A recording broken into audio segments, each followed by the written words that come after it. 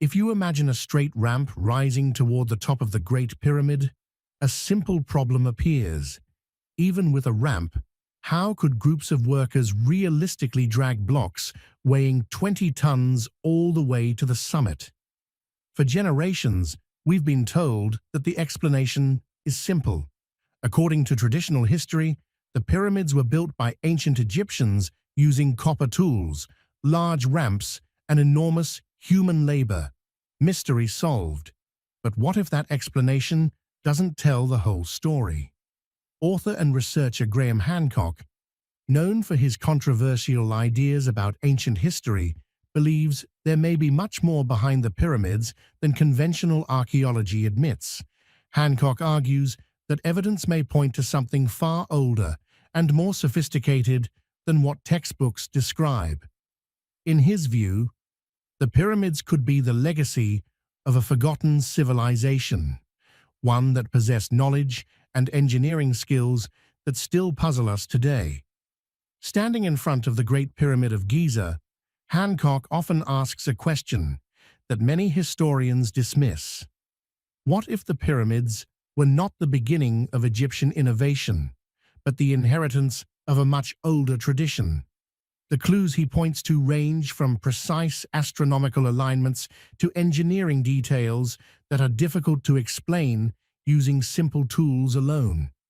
His ideas have sparked intense debate, and if even part of his theory turned out to be true, it could dramatically reshape how we understand ancient history. But before exploring the mystery further, let's talk about the man behind these controversial claims, the researcher who challenged the narrative. Graham Hancock isn't a traditional historian. He's not an Egyptologist, and he doesn't come from the academic world. Interestingly, that's exactly why many people pay attention to him. Hancock began his career as a journalist for The Economist, where he learned to investigate evidence, ask difficult questions, and challenge assumptions. During the 1990s, his focus shifted away from current events and toward something much bigger: the possibility that human history might be far older and more complex than we think. His central questions are straightforward but bold. What if advanced civilizations existed thousands of years before the ones we recognize today? What if parts of our past have been lost or overlooked? And what if traces of that forgotten past are still buried beneath layers of sand, stone, and time? For more than 30 years, Hancock has traveled around the world investigating ancient sites. His journeys have taken him from the pyramids of Egypt to the temples of Central America, from Indonesia's mysterious structures to underwater ruins near Japan.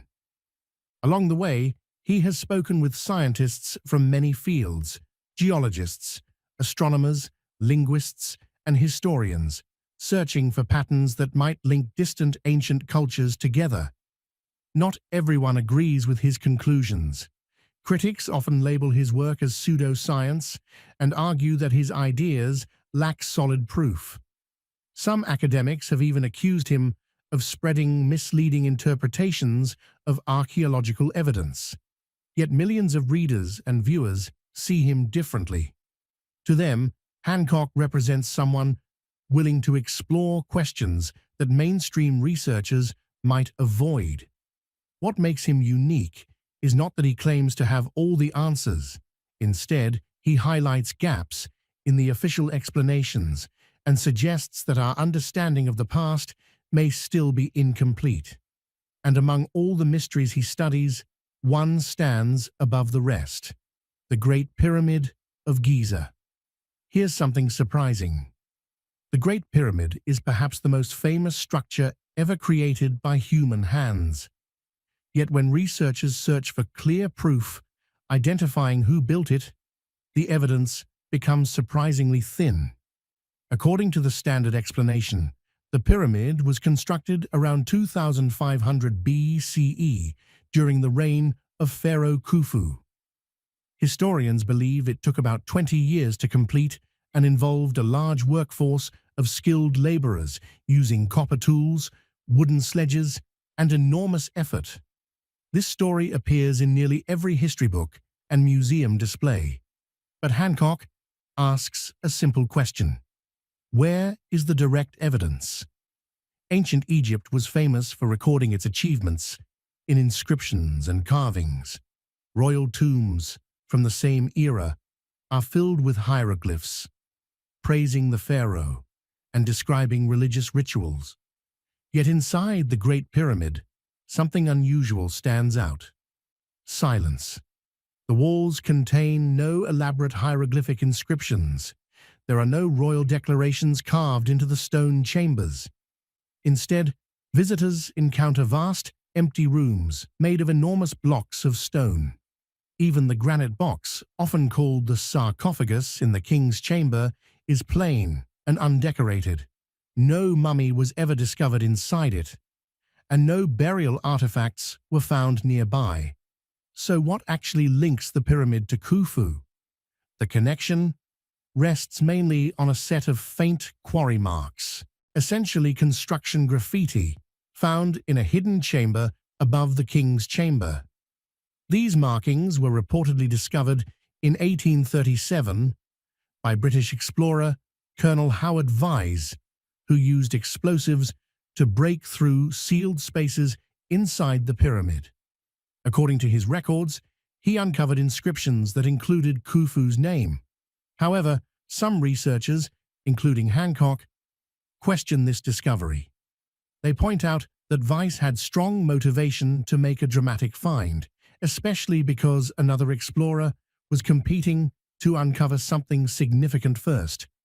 Critics also note that there were no independent witnesses when the inscriptions were first reported, and some inconsistencies in Vyse's notes have fueled suspicions that the markings might have been altered or even added later.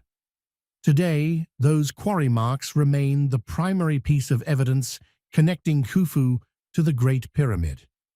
There are no detailed Egyptian texts describing its construction, no temple carvings explaining how it was built, and no surviving documents from the period describing the project itself. So the question remains, why is such a massive and extraordinary monument connected to its supposed builder by so little direct evidence? The Great Pyramid is one of the most extraordinary structures ever built. Yet when we look for solid evidence about who constructed it, the answers become surprisingly unclear. Officially, the pyramid is credited to Pharaoh Khufu, but the monument itself contains almost no direct record of his involvement. For Graham Hancock, that absence raises an unsettling possibility. He suggests that Khufu may not have built the Great Pyramid at all. Instead, the pharaoh might have inherited an already ancient structure, claimed it as his own, and simply left his name behind. Later Egyptian rulers, Hancock argues, may have restored and reused monuments whose original builders were already forgotten even in their time. This idea could explain why the Great Pyramid stands so far apart from other structures of the Old Kingdom. Most monuments from that era are now damaged or crumbling, yet the Great Pyramid remains an almost perfect example of engineering precision. If the Egyptians themselves inherited the pyramid, then the real mystery isn't who later used it. The real question becomes who originally built it. And once you start examining the construction itself, the puzzle grows even deeper. Engineering that defies expectations. When we set myths aside and focus purely on the physical facts, one thing becomes clear. The Great Pyramid is not a simple construction project. It represents engineering accuracy on a scale that would challenge even modern builders. Take its orientation. The pyramid is aligned almost perfectly with true north, with an error of only about 0.05 degrees. This isn't magnetic north, which shifts over time. It's true north, the kind of alignment that today requires precise instruments and satellite data. How was such accuracy achieved more than 4,500 years ago using basic tools? The foundation presents another challenge. The pyramid covers about 13 acres, yet the base is level to within less than an inch across the entire surface. Even with modern laser surveying equipment, achieving that level of precision across such a large area would be considered an impressive accomplishment. Then there is the stonework itself. The blocks of limestone and granite fit together with incredible accuracy. In some places, the joints are so tight that even a razor blade cannot slide between them. Some stones are cut at complex angles, while others interlock to distribute weight and stress throughout the structure. This level of craftsmanship goes far beyond stacking large stones. It suggests careful planning and sophisticated engineering knowledge. Now consider the tools that historians believe were used to build the pyramid. The official explanation points to copper chisels and pounding stones made of dolerite. But copper is relatively soft. Cutting hard granite with copper tools would be extremely slow and difficult. Experiments conducted by archaeologists attempting to replicate these techniques have often produced inconsistent results, with broken tools and imprecise cuts. Yet, the Great Pyramid contains around 2.3 million stone blocks, many weighing between 2 and 15 tons. Each one had to be quarried, shaped, transported, and placed accurately. If the entire structure was built in about 20 years, as commonly suggested, the builders would have had to position roughly one block every 2.5 minutes, continuously, day and night, for 2 decades. And the puzzle doesn't end there. A design filled with mathematical precision. The pyramid's internal design also raises intriguing questions. The Grand Gallery and the King's Chamber demonstrate remarkable geometric planning that goes far beyond what would be necessary for a simple tomb. Researchers have pointed out that the pyramid's proportions appear to reflect mathematical relationships such as pi, while other measurements correspond closely to astronomical cycles like the solar year and equinoxes. Some scholars even argue that its dimensions reflect knowledge of Earth's curvature. Whether these connections were intentional or coincidental remains debated, but the level of precision involved is undeniable. Another unusual aspect is that later pyramids in Egypt never achieved the same level of perfection.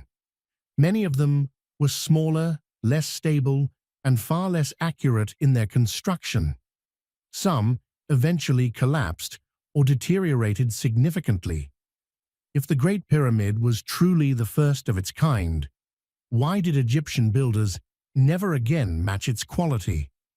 For Hancock, the answer is straightforward. The pyramid may not have been the starting point of Egyptian engineering at all. Instead, it could represent knowledge inherited from a much older tradition. The challenge of moving the stones. Even if we accept that ancient Egyptians built the pyramid, another problem emerges when we examine how its materials were transported. The King's Chamber, located deep inside the pyramid, is made from massive granite blocks. These stones were quarried in Aswan, more than 500 miles south of Giza. Some of these granite pieces weigh as much as 80 tons, roughly the weight of a large locomotive. Imagine transporting dozens of stones that heavy. They would have needed to be moved along the Nile, carried inland across desert terrain, and finally lifted more than 150 feet into the structure of the pyramid itself. The standard explanation involves wooden sledges, ropes, and ramps built from earth or stone. But engineers who have studied these theories point out serious challenges. A ramp strong enough and long enough to move 80-ton blocks to that height might require as much or even more material than the pyramid itself. Yet archaeologists have never found clear evidence of such massive ramps at the site. Other ideas, internal ramps, counterweight systems, or pulley mechanisms have been suggested, but none have been confirmed by strong archaeological evidence. Modern engineers attempting to replicate the process using ancient-style tools often conclude that achieving the same scale and precision would be extremely difficult. Hancock believes this indicates something important. The builders may have possessed practical engineering knowledge that has since been lost. The Sphinx and a geological mystery. Hancock's theory doesn't rely only on the pyramid itself. He also points to another monument standing nearby, the Great Sphinx.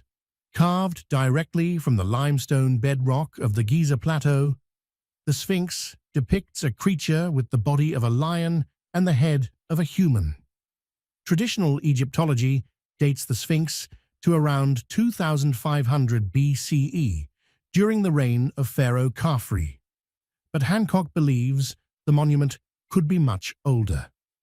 In the 1990s, geologist Dr. Robert Schoch studied the weathering patterns on the Sphinx enclosure. Instead of analyzing historical records, he examined the rock surfaces themselves. He noticed deep vertical fissures and erosion patterns that looked different from the windblown sand erosion common in desert environments.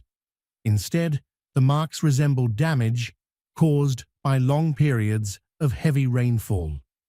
This observation is significant because the Giza region has been extremely dry for thousands of years. The last time Egypt experienced substantial rainfall occurred near the end of the last ice age, roughly 10,000 to 12,000 years ago.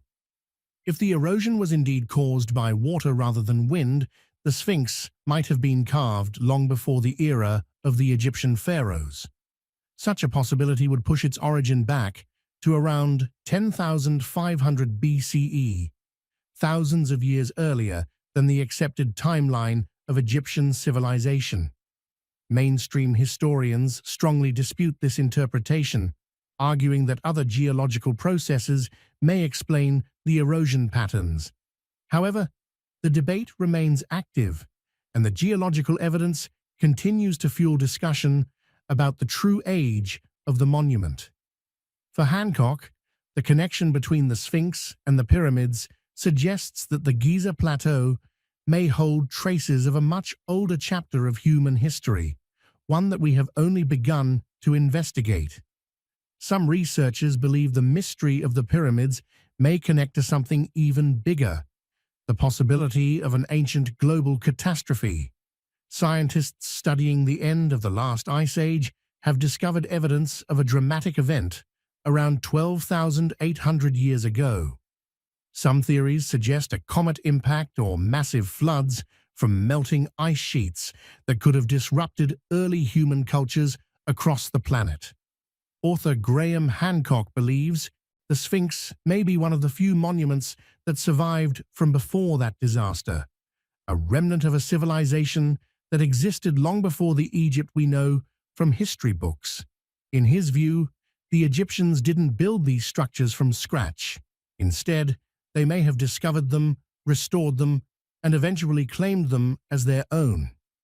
What makes this idea even more intriguing is the date suggested by geological studies.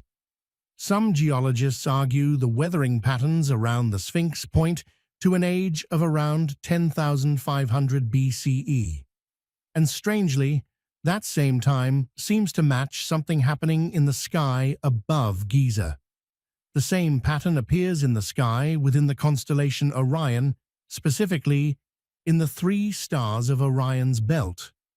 2 stars align closely, while the third sits slightly off to the side. When Bauval compared the pyramid layout to the star positions, he realized they closely mirror each other as seen from Earth. Using astronomical simulations, he calculated when Orion's belt would have matched the pyramid arrangement most precisely when viewed from Giza. The answer was astonishing. around 10,500 BCE, the same era suggested by geological studies of the Sphinx. What makes this idea even more fascinating is that similar patterns appear at ancient sites around the world. Locations such as Göbekli Tepe in Turkey, Teotihuacan in Mexico, and Angkor Wat in Cambodia show strong alignments with celestial events or constellations. Despite being separated by oceans and thousands of miles, these cultures seem to share mathematical and astronomical principles in their architecture. Hancock interprets these similarities as evidence of a shared knowledge system passed across time and geography, perhaps by survivors of a much older civilization. This leads to his most controversial claim. The pyramids were not built by Pharaoh Khufu or any other Egyptian ruler. Instead, they may have been constructed thousands of years earlier by an advanced society that existed before recorded history. According to Hancock, this civilization may have been destroyed around 12,800 years ago during the climatic upheaval known as the Younger Dryas. Rather than primitive hunter-gatherers, these people may have been skilled astronomers, engineers, and navigators with knowledge of mathematics and cosmic cycles. When their world collapsed, survivors may have spread across the globe, sharing fragments of their knowledge with developing cultures. In this view, ancient civilizations like Egypt, Mesopotamia, and Mesoamerica may have inherited pieces of that lost wisdom. Hancock describes these ancient teachers as the magicians of the gods, not supernatural beings, but humans whose knowledge seemed extraordinary to the societies they encountered. His argument combines multiple fields: geology, astronomy, archaeology, and global pattern analysis. While he admits there is no single piece of evidence that proves everything, he argues that the convergence of these clues points toward the existence of a much older and more advanced civilization than history currently recognizes. If that were true, it would raise a powerful question. Why hasn't mainstream history accepted this possibility? He points to several moments he believes illustrate this resistance. In 1993, German engineer Rudolf Gantenbrink sent a small robotic explorer into narrow shafts inside the Great Pyramid. The robot discovered a sealed stone door deep within the structure, a chamber that had never been accessed. Instead of sparking immediate exploration, the project was halted, and further investigation was restricted. To this day, what lies behind that door remains uncertain. Then, in 2017, scientists used muon tomography, a technology that detects cosmic particles passing through stone, to scan the interior of the pyramid. The scan revealed a massive hidden void above the Grand Gallery, a cavity large enough to hold a passenger airplane. What do you think about Hancock's ideas? Share your thoughts, because the debate about our ancient past is far from over.